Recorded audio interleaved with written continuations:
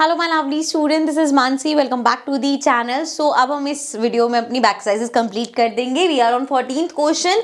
For the following statement write true for T for true and F for false. True false बताने हैं। पहला है J Thomson propose that the nucleus of an atom contains only nucleons. ऐसा कुछ नहीं था, सो this is false. ऐसा उन्होंने कुछ प्रपोज नहीं किया था। This is completely false statement. Next है neutron is formed by an electron and a proton combining together, therefore it is neutral. अब वो बोल रहे हैं जो न्यूट्रॉन है वो कैसे बनता है, प्रोटॉन और इलेक्ट्रॉन को कंबाइन करके। ऐसा नहीं है, वो न्यूट्रल है क्योंकि उसमें कोई चार्ज नहीं है, but this is not true. Next, the mass of an electron is about 1/2000 times that of proton. ये तो हमने पढ़ा था। हाँ, 1/1800 मतलब इतना ही रेंज में था। So that means this statement is completely true। कि मतलब इलेक्ट्रॉन का मास बहुत कम होता है प्रोटॉन के कंपैरिजन में। देन है an isotope of iodine is used for making tincture iodine which is use as a medicine. This is false. हमने आइसोटोप ऑफ आयोडीन का क्या पढ़ा था, गोइटर के लिए यूज होती है, बट इस तरीके की कोई मेडिसिन नहीं बनती। So this is false. ठीक है, सो ये था हमारा 14 क्वेश्चन, सिंपल सा था। नेक्स्ट क्वेश्चन पे चलते हैं। अच्छा, इस क्वेश्चन में अब आगे की हमारे पास कुछ 4-5 क्वेश्चंस हैं, उसमें हमें सिर्फ यहाँ पे टिक करना है कौन सा वाला करेक्ट है। सो 15 question, Rutherford's alpha particle scattering experiment was responsible for the discovery of. जो उन्होंने स्कैटरिंग वाला किया था, एक्सपेरिमेंट किया था ना, एक एटम गोल्ड फॉइल का लिया था एटम, एंड उससे उन्होंने रेस पास करी थी, तो उससे किसका यहाँ पे डिस्कवरी हुआ था, एटॉमिक न्यूक्लियस की, इलेक्ट्रॉन की, प्रोटॉन की या न्यूट्रॉन की। किसका पता चला था हमें, न्यूक्लियस का। इलेक्ट्रॉन प्रोटॉन्स तो हमें पहले से ही पता थे, न्यूट्रॉन्स इन्होंने नहीं बताया था, लेकिन एटॉमिक न्यूक्लियस के बीच में एक न्यूक्लियस बना हुआ है वो इन्होंने बताया था। ठीक है, आगे बढ़ते हैं।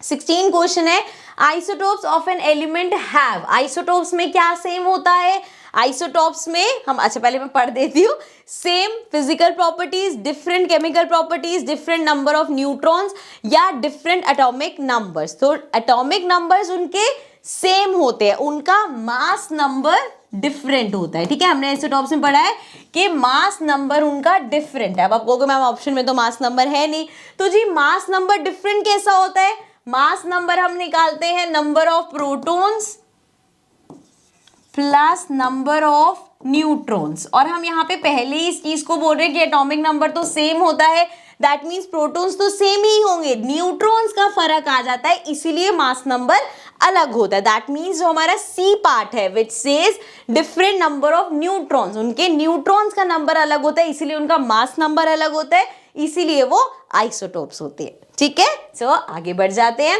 नेक्स्ट है 17th क्वेश्चन हमारे पास which says number of valence electrons in Cl minus ion. Cl minus, अरे Cl किसका होता है, हमें ये तो पता है क्लोरीन का होता है, एंड क्लोरीन का एटॉमिक नंबर क्या होता है, 17।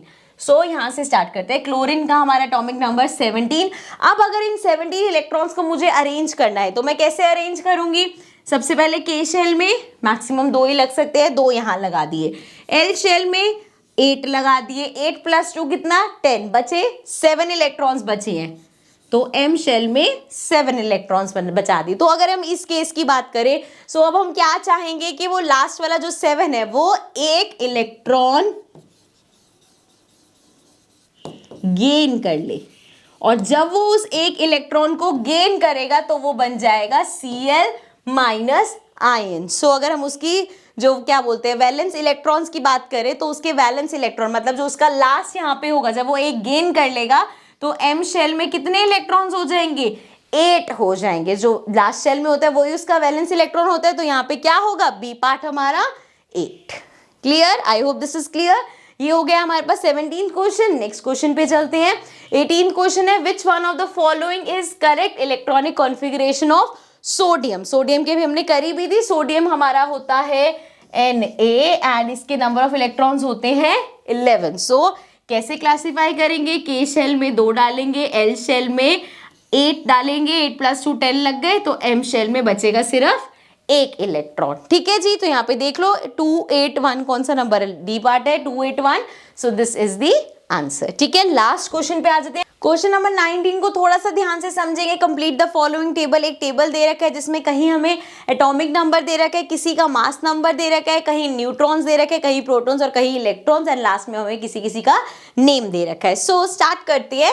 पहली चीज जो हमें पता है, एटॉमिक नंबर कहाँ से आता है, नंबर ऑफ प्रोटॉन्स जो होते हैं वही उसका एटॉमिक नंबर होता है। सो अगर एटॉमिक नंबर 9 है तो नंबर ऑफ प्रोटॉन्स 9 हो जाएंगे। अगर एटॉमिक नंबर 16 है तो नंबर ऑफ प्रोटॉन्स 16 हो जाएंगे। अब इसी तरह से अगर नंबर ऑफ प्रोटीन्स 12 है तो एटॉमिक नंबर 12 हो जाएगा। नंबर ऑफ प्रोटीन 1 है तो ये भी 1 हो जाएगा। अगेन नंबर ऑफ प्रोटीन 1 है सो ये भी 1 हो जाएगा। अब यहाँ पे आप देखोगे दो जनों का एटॉमिक नंबर सेम है, तो दैट मीन्स यहाँ पे हमारे आइसोटोप्स निकल के आएंगे, पर उस पे बाद में चलेंगे। अभी आ जाते हैं यहाँ पे, नंबर ऑफ प्रोटॉन्स इक्वल होता है नंबर ऑफ इलेक्ट्रॉन्स के, तो ये 9 है, ये भी 9 होगा, ये 16 है, ये भी 16 होगा, ये 12 है, ये भी 12 होगा, ये 1 है तो ये भी 1 होगा। इस केस में ये 1 है लेकिन ये 0 है, क्योंकि हम पहले डिस्कस करके आए हैं कि ये दो हमारे पास यहाँ आइसोटोप्स बन रहे हैं। ठीक है, चलो अब देखो मास नंबर क्या होता है हमारा, मास होता है number of neutrons plus number of protons. तो 10 प्लस 9 कितना होगा हमारे पास 19। क्लियर।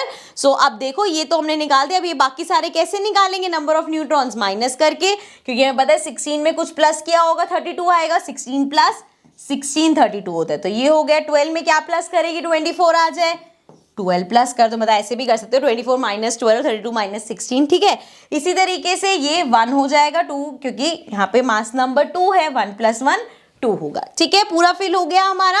अब आ जाते हैं नेम ऑफ एटॉमिक स्पीशीज पे। तो 9 नंबर किसका होता है, फ्लोरीन का होता है। अब ये तो मैंने आपको बताया कि आपको याद करने पड़ेंगे। देन सल्फर ऑलरेडी 16 हमें दे रखा है। 12 एटॉमिक नंबर किसका होता है, मैग्नीशियम का। सो शॉर्टकट में लिख रही हूं मैं, मैग्नीशियम हो गया। 1 अगर हम बात करें एटॉमिक नंबर हमारा हाइड्रोजन का होता है, लेकिन इसमें आइसोटोप्स आ गए, तो ये अब आपको रिवाइज करा देती हूँ। देखो हमारे पास 3 होते हैं, ये भी हमने क्वेश्चन में भी डिस्कस किया था। जब एटॉमिक नंबर और मास नंबर दोनों 1 होते हैं, एटॉमिक नंबर तो खैर 1 ही चलेगा, मास नंबर 1 किस में होता है, प्रोटियम में। ठीक है, आई एम सॉरी अगर मैं प्रोनाउंस गलत कर रही हूँ तो। देन अगर मास नंबर 2 है, एटॉमिक नंबर तो 1 ही है, तो वो होता है डियोटीरियम, जिसको जिसको डी से भी डिनोट करते हैं। हमारे इस केस में यही है ना कि हमारे पास मास नंबर 2 है, तो मतलब ये वाला हमारा डी हो गया। एंड आगे बढ़े तो अगर मास नंबर 3 है तो दैट इज ट्रीटियम। सो अब हमारे पास जो लास्ट वाला बचा उसमें मास नंबर क्या था, चेक कर लेते हैं जरा। सो हमारे पास मास नंबर है 1, एटॉमिक नंबर भी 1। सो इस केस में हम इसको प्रोटियम भी लिख सकते हैं या सिंपल हाइड्रोजन भी लिखोगे तब भी वो करेक्ट होगा। ठीक है, पूरा आप लिख लेना।